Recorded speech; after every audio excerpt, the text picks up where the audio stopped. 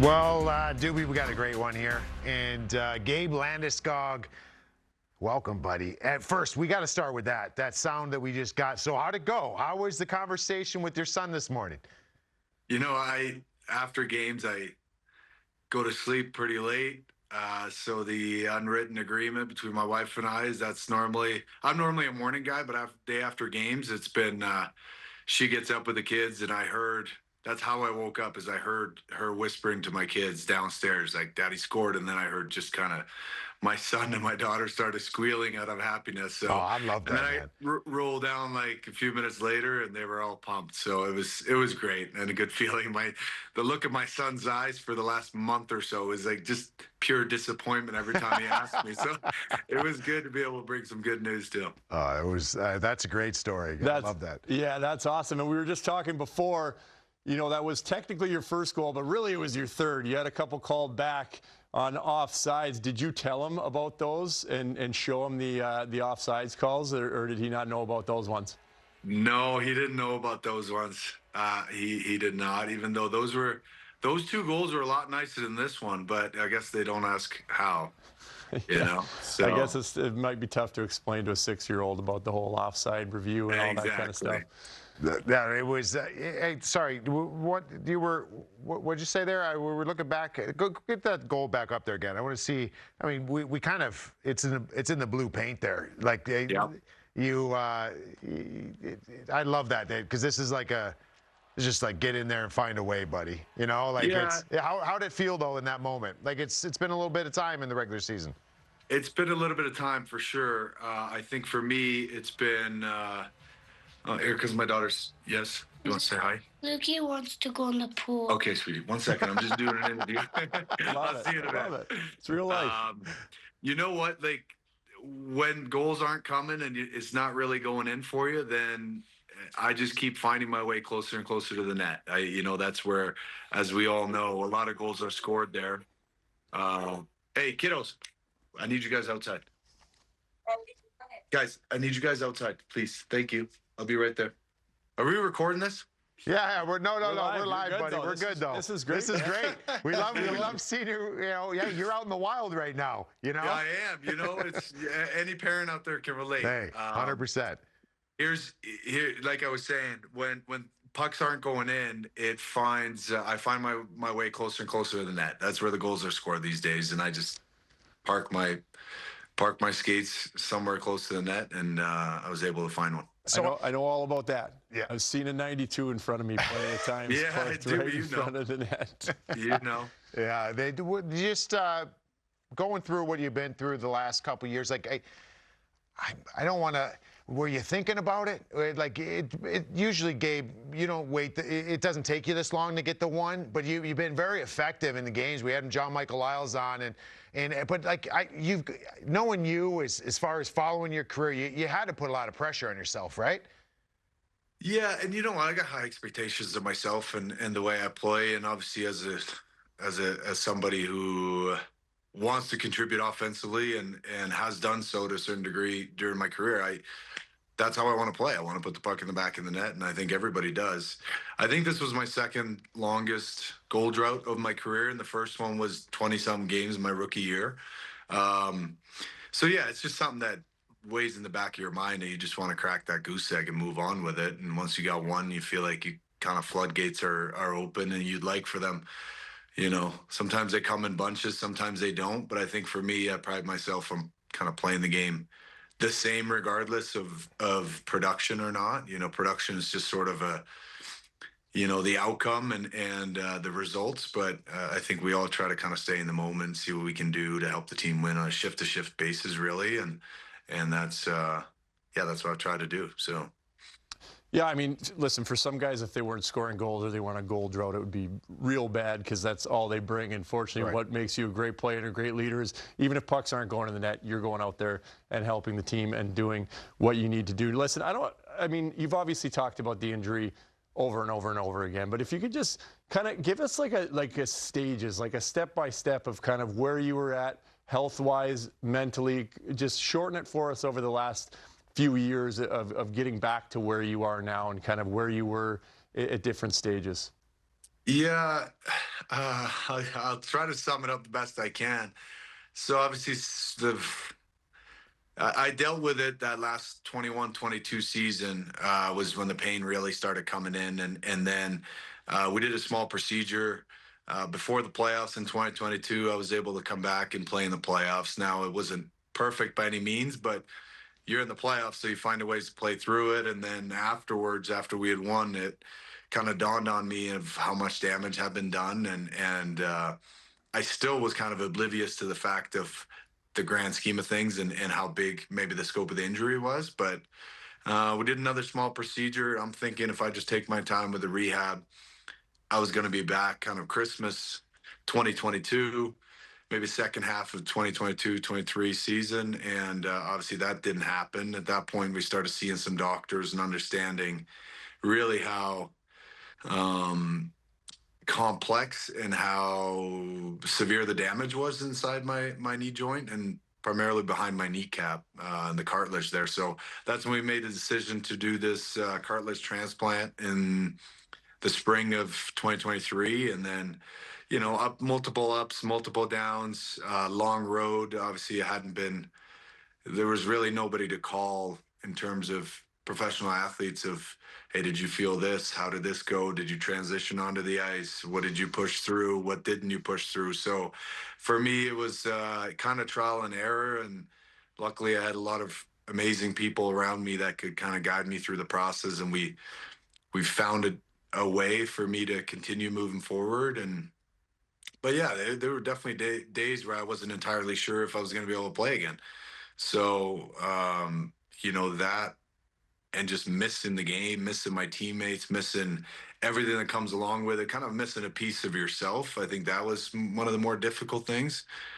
Sometimes you have an injury and you let it heal in the initial phase, and then you start doing the rehab process, and you kind of know roughly what the timeline is going to look like. And then when you get on the ice, you know you're kind of starting to ramp things up and you start seeing daylight. But for me, it wasn't quite so easy. It was a long road, but like I said, the team I had around me, my teammates throughout the years here, my family, my immediate team around me, for my rehab. I mean, they've been instrumental, and numerous people that supported me, but especially my wife that kept me grounded. I was able to, you know, kind of pour my heart out onto her, and she was able to kind of help me through some of those tough times. And I think that's just a lesson for whatever we're going through, is to lean on the people around you. You kind of got airdropped into a pretty big situation, though, with your first game back against the Dallas Stars in the playoffs. I remember the behind-the-scenes thing when you lined up with, you lined up with Rantanen, and you kind of greeted him in your way of, obviously you guys had a friendship. What was it like? Just kind of, I mean, you dreamt about this for years. Am I going to play again? I'm determined to play again, and all of a sudden it's like, you're not just playing again. You're in the Stanley Cup playoffs. And the last time you were was a pretty special time for you. Yeah.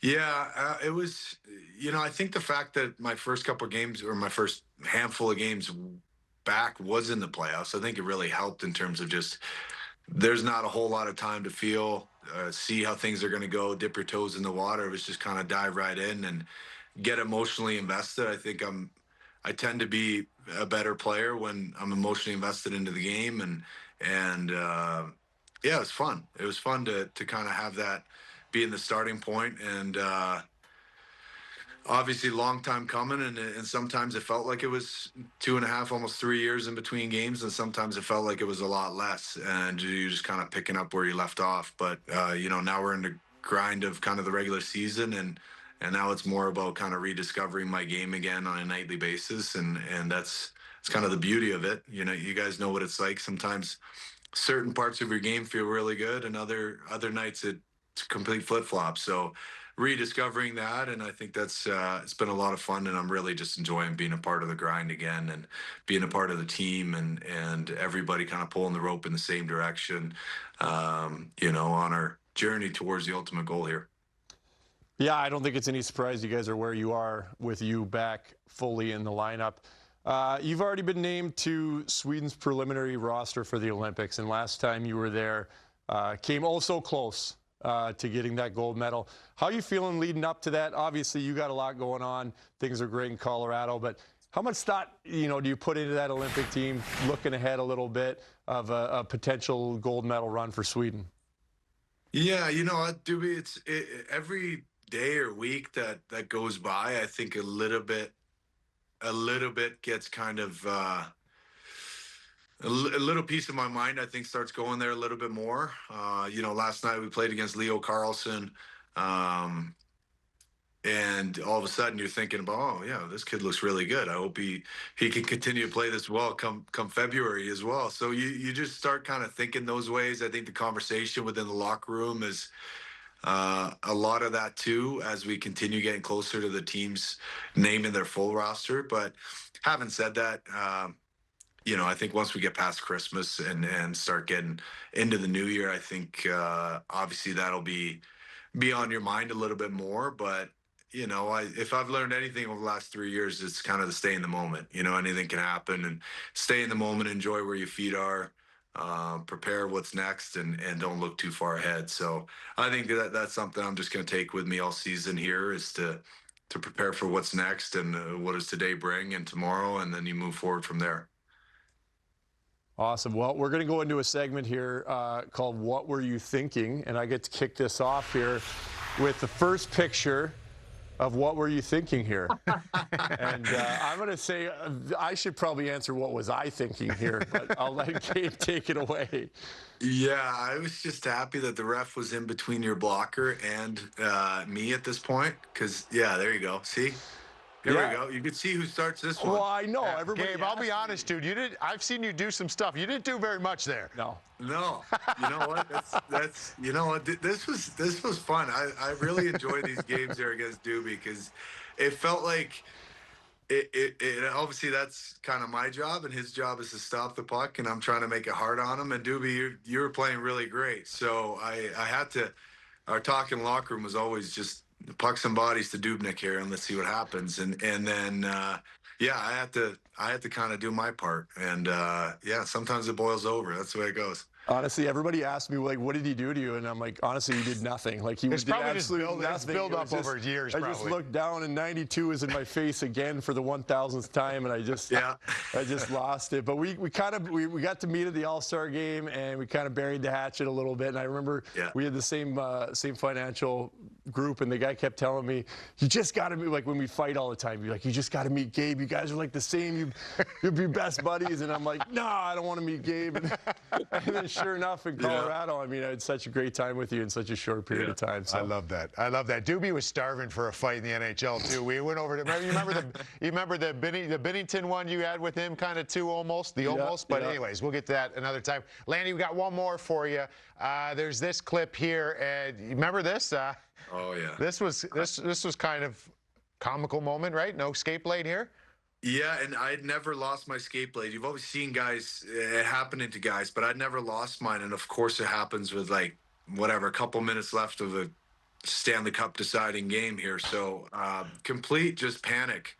Obviously I was happy with getting a piece of that shot, and then I'm kind of in the corner swimming, not entirely sure how to get back. So I think in hindsight though, I should have just stayed on my knee and maybe used the one blade I did have to push, but it's comical. And I remember Nate coming to grab me and trying to help me off, and I looked down the ice and Victor Hedman's coming our way, and I'm like, Nate, just leave me.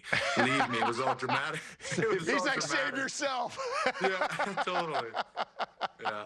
Oh, get some time. I'll show you some butterfly slides. That's how you can get off the ice, just the 1 foot push. But I can't imagine, because just being able to, like, compute all of that when you lose your blade, and then there's, like, panic happening on, like, which foot you can use, which one you can't. Yeah.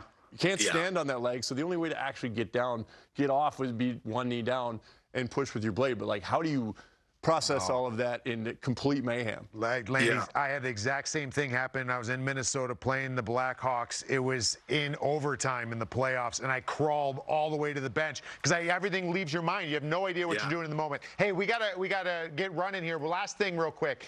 After this, like, I mean, theoretically, did you ever think that could have been your last shift? Like, I mean, I'm not trying to, that was a funny part of it, but then also, I mean, you're certainly going to remember that night for hoisting the cup, though. Yeah, you know what? I thought there were times throughout the journey where I was like, man, have I really played my last game? I feel like I've got so much more hockey left in me and so much more to give to this game. But I was just very stubborn and determined to not let that be it. And it was gonna take however long it was gonna take. So happy I did, and happy I'm back to playing now. All right, buddy. Hey, we love having you swinging by here, and go take care of the kiddos, man. They did good. They left it alone here for a little bit, but we appreciate you. Love watching you, and you can come back anytime. I appreciate you guys having me on. Thanks, guys. Thanks, Gabe.